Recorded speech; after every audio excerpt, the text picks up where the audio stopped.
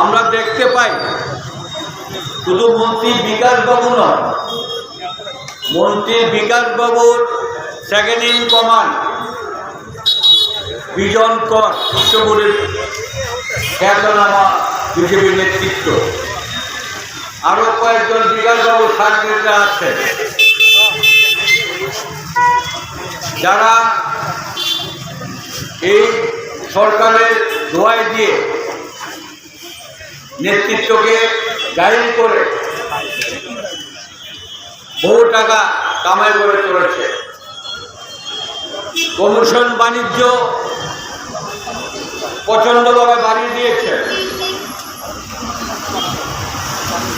তার ইনস্ট্যান্ট হিসাবে আমরা বলবো যে বিজনপুরের বাড়িখানা আপনারা যদি দেখেন, কেউ গিয়ে যদি দেখেন তাহলে উপলব্ধি করতে পারবে।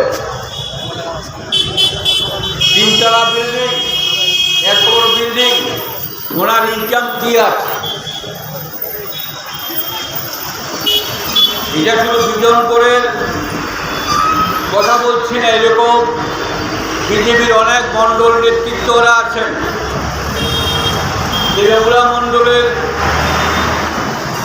নেতৃত্বও আছেন, যাদের বাড়িতে গিয়ে দেখবেন 3 তলা বিল্ডিং, 5 বছরে 3 তলা বিল্ডিং হয়ে গিয়েছে, অথচ তার আগে বাজারে ঘুরে ঘুরে লটারির দিকে ব্যস্ত, বাজারে ঘুরে ঘুরে লটারির দিকে বিক্রি করত।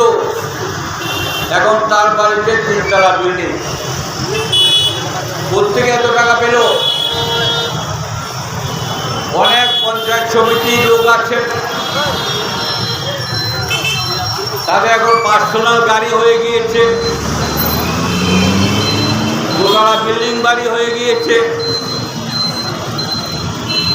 কেউ কেউ জায়গা ক্রয় করছেন আগরতলাতে, কেউ ফ্ল্যাট ক্রয় করছেন। আমার মনে হচ্ছে আজকে না হয় কালকে কোনো না কোনো দিন সরকার পরিবর্তন হবে, তদন্তে সব কিছু বেরিয়ে আসবে আপনাদের সামনে, তখন প্রকাশ্যে সেগুলো আমরা উপহার দিতে পারবো দুর্নীতিগ্রস্ত লোকদের চেহারা। বিজেপি দল যে প্রতিশ্রুতি দিয়ে ক্ষমতায় এসেছেন তার থেকে অনেক অনেক দূরে সরে গিয়েছেন। সবকা সাথ সবকা বিকাশ স্লোগান ছিল, আজকে সেই স্লোগান দমবদ্ধ হয়ে গিয়েছে।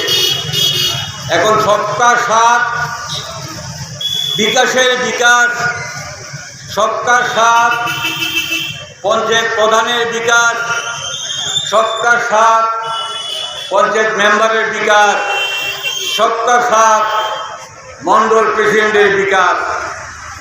এখন আর মানুষের বিকাশ হয় না।